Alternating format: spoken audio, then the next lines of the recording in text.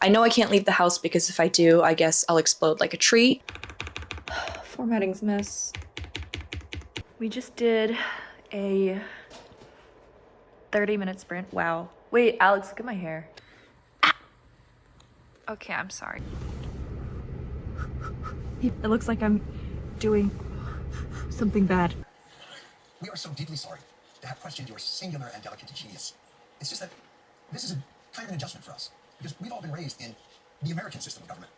I'm not going to get into the weeds with it. 3 co-equal branches of government, checks and balances, something about quartering soldiers. I think it's quartering. It's in cursive, the Q could be a P or an S. The point is this. Before we begin, I wanted to show you guys something. It's currently negative 16 degrees with a real feel of negative 27. So yeah, it's Friday, January 23rd. I am home from work, so we're gonna get some stuff done. Hi, my name is Lindy Jung. I am a soon-to-be traditionally published science fiction and fantasy author. My debut novel, MOTHSBLOOD, comes out fall 2026 from...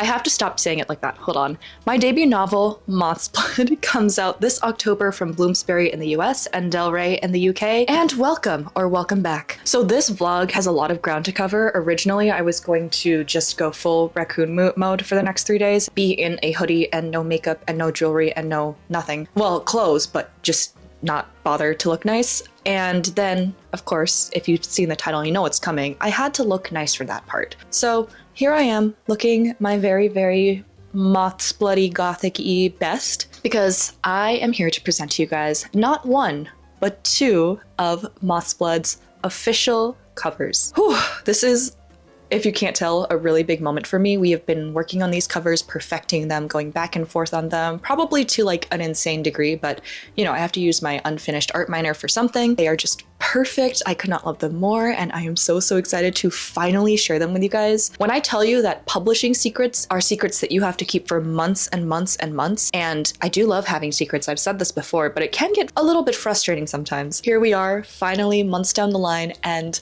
I would like you guys to give a big welcome to, first but not foremost, the UK cover of MOTHSBLOOD and the US cover of MOTHSBLOOD. The UK cover was of course designed by the amazing Del Rey UK team, and the US cover was designed by the Bloomsbury US team with art by Jen Yoon. It is a complete coincidence that both of them ended up with this like kind of moody purple metallic-y color scheme, and also that they ended up with so much iridescence and gold and just glorious beauty. Like, they are amazing. I never really thought of moths as a purple book, but it makes so much sense if you think about it. And I just like, I don't know how to say it without being repetitive. These are my first book covers of things I've written, something I've written, and I feel beyond lucky, blessed to have not one, but 2 beautiful covers to share with you guys and to grace your shelves. Again, I cannot reiterate how much back and forth and ongoing discussion was involved in the creation of these covers. I just want to say a thank you to teams on both sides of the pond for listening to my mostly uninformed rambling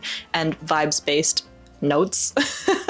I feel so appreciated as well, and like lucky to have had some input on how these covers turned out. And again, could not be happier. These are gorgeous. I mean, like, I can't even pick a favorite because they are so beautiful, and I cannot wait to have the physical versions of these books. There's actually more news to come that I can't even share yet, so keep an eye on this space for that. But good news, fortunately, for those of you who have been blowing up my inbox and Instagram DMs over this. With the release of these covers, MOTHSBLOOD is also now officially available to pre-order. It is also available to add on Goodreads. We finally got that sorted out. My Goodreads author page got accepted in 2 tries, which I feel like is pretty good. And maybe it helps that I'm like just disgustingly available on the internet, but I digress. If you are looking to add MOTHSBLOOD to your Goodreads list to read pile, I don't know. Or if you are looking to pre-order, which I would appreciate so much, those links are available in the description box below. Of course, no pressure to pre-order, but if you are interested in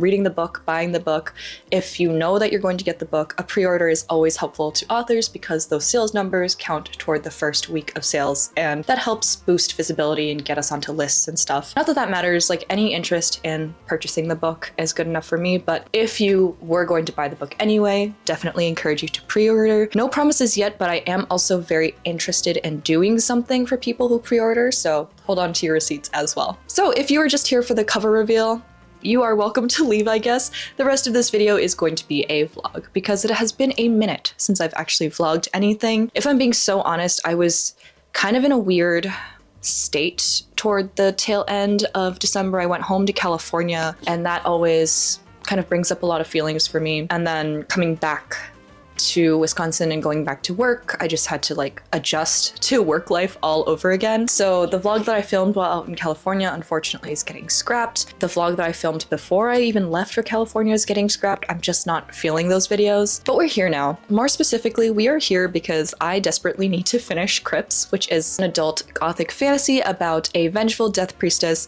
who infiltrates a noble house of necromancers to seek revenge. And I have written close to 80,000 words of a messy draft of this, almost a draft 0. I called it a draft 0.75, and I'm currently in the process of writing a more polished version that I'm calling draft 1. I need to have draft 1 finished by the end of this month, which is not very far away now. If I'm being honest, I think it was just incredibly difficult, even though I was given plenty of time to write this draft.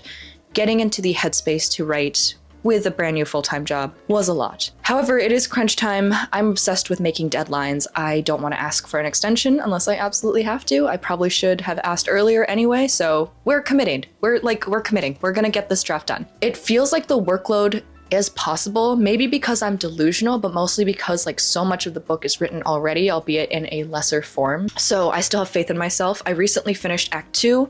It is a 4-act book, but Act 3 is fairly straightforward and Act 4 is short. And over the next 2 days, because I got an impromptu 3-day weekend, because at this temperature, apparently trees just randomly explode. Like it's so cold that the sap expands too fast and it explodes out of the tree. The trees explode, in case you've never experienced negative Fahrenheit temperatures before of this caliber. So I figured that the best way to go about this, instead of going for an abstract goal like finishing Act 3 by the end of this weekend, I figured I would just set a stopwatch, like literally set a stopwatch, and I have to write and focus on this book for 6 hours today, 6 hours tomorrow, and 6 hours on Sunday. So that should take me to 18 hours total over this weekend. According to TrackBear, so far I've sunk around 49 hours into this book. I don't know. We'll see how far we can get in 18 hours of focused writing. I am coffeeed up. I'm back on the juice, which is coffee, by the way. That has been a game changer. I don't know what it is. All of a sudden, coffee no longer makes me anxious. It just makes me fast. And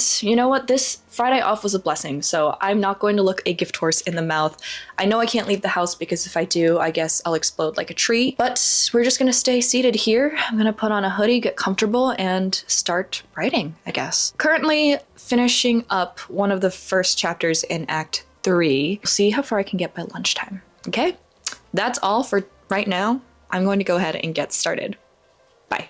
Hi, this is actually future Lynn, I'm not gonna lie, but I did want to show you guys some things because as I was editing this video, I realized that the Goodreads page for MOTHSBLOOD is fully updated, except for the US cover. One thing I also wanted to point out is that in the US and Canada, MOTHSBLOOD is getting a deluxe limited edition with sprayed edges, foil and iridescence on the cover, like all this fancy stuff. It's going to be absolutely beautiful, but the whole first print run is going to be this limited edition treatment. So make sure you get it before it's gone. Also, you can see that the blurb or the little summary isn't fully updated, but in case you didn't know, MOTHSBLOOD is a dark academia adult fantasy. Whoops. It's about an ambitious young alchemist who's attending basically alchemy grad school in Paris at this secret university, very prestigious, and her career ambitions are disrupted when an immortal professor at her university ends up mysteriously and impossibly murdered. But I just wanted to give you guys that little blurb because I kind of forgot to do it in my initial cover introduction because I got a little too excited. That's what the book is about. Goodreads page is now up if you guys want to add it there. Again, helps with visibility, and pre-order links are available and linked in the description box down below. Bye.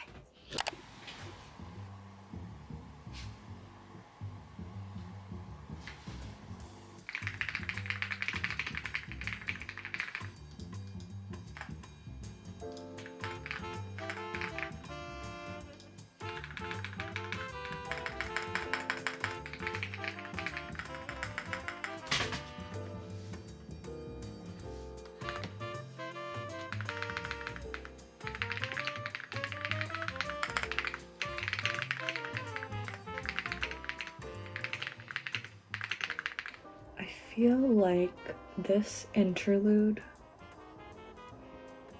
I'm thinking out loud, sorry. This interlude is showing a certain perspective of Alessia's current mental state, but then the previous one is showing, I think, something like further like she needs to process what's happening a bit more before she comes to this decision, because it's a pretty pivotal decision. Okay, I think I'm gonna tweak this chapter so she's not like, she's a little bit less but this feels like a more natural act. I'm gonna try it. I'm gonna try it with the interlude first and then chapter 13 after. And then finally I feel like I'll be in a good position to write chapter 14, but I'm just like, I need to get this crap sorted out before I can write chapter 14. I just like, I cannot do it. I cannot do it. I cannot do it. Yeah, let's try that and see what happens with the flow. I think it's like difficult because this is kind of almost dual POV, so you don't really know what's going on in her head yet. Formatting's a mess. Okay, I'm gonna read it through and see how it reads as a like one continuous thing. Gross. Just taking a quick break to pre-order. Pre-order today. It's also gonna be deluxe and fancy.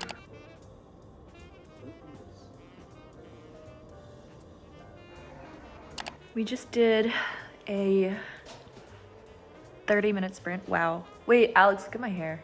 We just did a 30-minute sprint, me and Becca did, and we're gonna start another one after a little break. So I am organizing my nail polish inventory. I wrote close to 2,000 words in that 30 minutes. A lot of it was like transferring, and then because draft 0.75 is written in first person, I have to be really careful about changing all the pronouns to third person, which is what draft 1 is written in.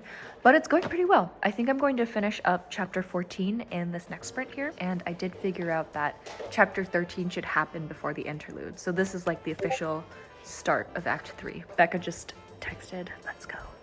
Bye. It's future Lynn again. I'm going to cover my hair because it's the only thing that really gives away the fact that it's future me, because I'm wearing the exact same hoodie by complete coincidence. All of the footage on my camera after the intro section, almost all of it had no audio, so I'm going to like fake the recap at the end of each day like this. I wrote for 5 hours over the course of that time, and I got a significant way through Act 3 of the book. This book is a 4-act book. I originally was plotting it, writing it in 3-act structure, then I realized that Act 2 was large enough to justify a break in the middle to make it a 4-act book. I feel like a lot of what differentiates 3-act structure from 4-act structure in my head is really vibes, but I do think that there is like a little bit more weight on that midpoint because it's a break into another act. So the midpoint in Crips is like really critical in terms of how much it shifts the narrative and the main character's goals. So it just makes sense to have like the front half of the book be one thing and the second half of the book to be slightly different. So that's why I went with 4-act structure. At this point, I remember just being like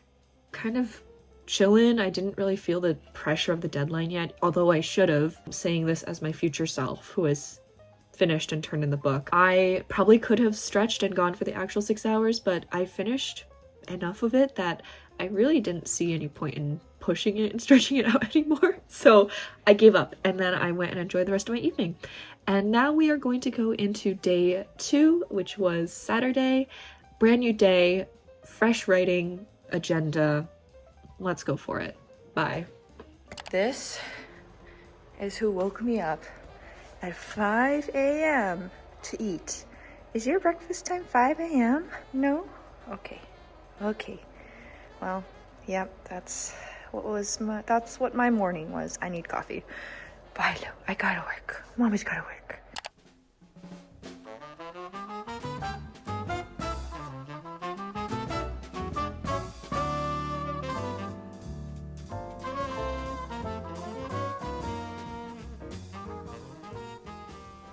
I'm literally just in the car.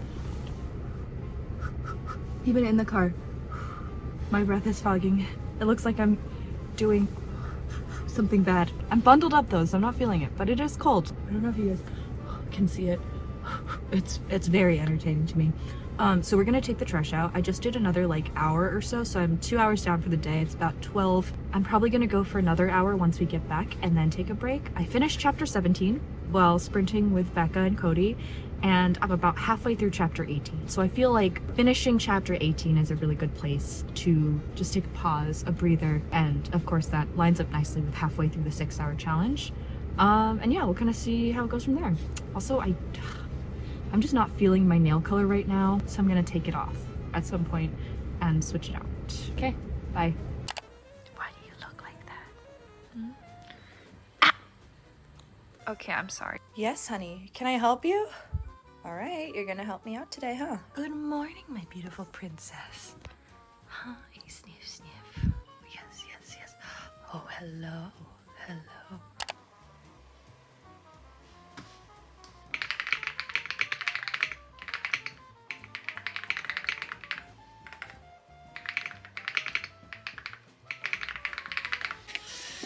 I filmed a whole update before realizing that my microphone was not charged, so we have to do it again. Hello, it's currently around 2 o'clock. I just finished chapter 18, which means I have like 2.5 chapters left until I'm done with Act 3, which feels incredible. I am officially a little bit over 3 hours into this challenge. Oh, that was nothing. Pause, pause, pause. I'm about 3 hours into this challenge. I know it says 2. I had an hour logged before, but then I just like ended up accidentally resetting my stopwatch, so I had to start again. And I'm feeling pretty good. Definitely going a lot slower than I was yesterday. I'm also very hungry right now, so I should probably eat something, but overall, 3 hours down, 2 chapters down for the day, and these were 2 really chunky chapters. I think chapter 18 might be the longest chapter in this act, and so much happens. And I'm still not completely 100% satisfied with it. I think that the emotional through lines are just like not coming through as much as I want them to. I think there needs to be a little more setup for some of the emotional payoffs, but it is on paper and it is complete from beginning to end, and it needs some work, but that's okay. I also put in the first sort of opening scene in chapter 19, which is a flashback scene. So there's that. And I have a pretty good idea of how the rest of chapter 19 is going to kind of kick off.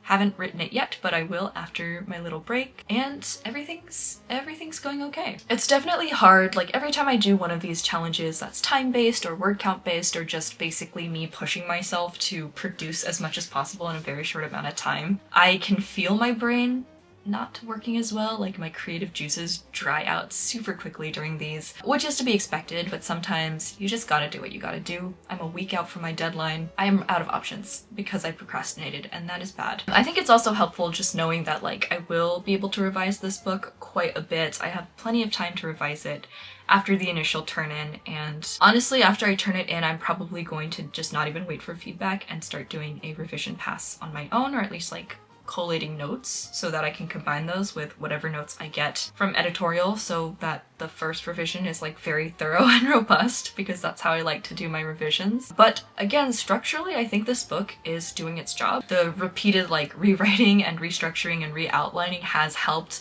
turn this into a pretty tightly plotted book. It's just that on the scene level, some of the characterization and the emotional payoff and through lines are just not eating as hard as they could be. That's okay. Like putting in that nuance and especially putting in more subtext and build up and setup and payoff, those feel to me a little bit more minor, a little bit more finicky, and right now I'm just trying to get like the major character arc beats and plot beats down onto the page. That part at least is going pretty well.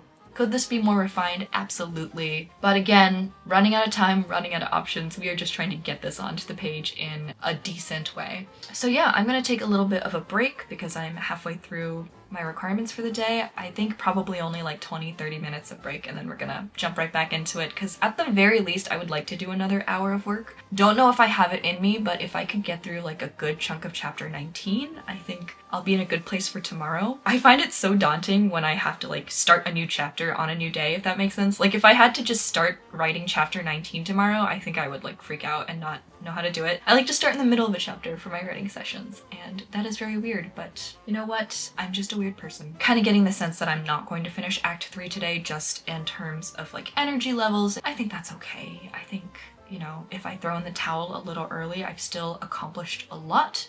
Wrote 2 very chunky chapters, and they're fine. They are just fine. Either way, I do think it's very, very possible, if not likely, that I will at least finish up Act 3 tomorrow, which is really exciting. So yeah, that's what I'm going to do. Little break, and then we'll hop right back to it. I'll catch up with you guys in a little bit.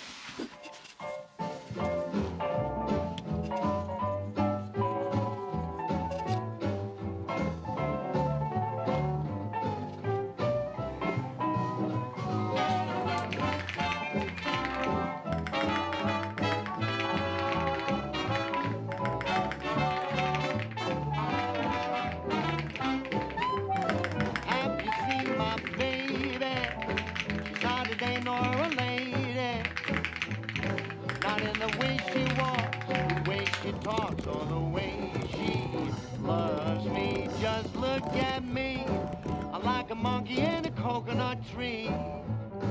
You know I'm overjoyed, 'cause boy, oh boy, she's my cat.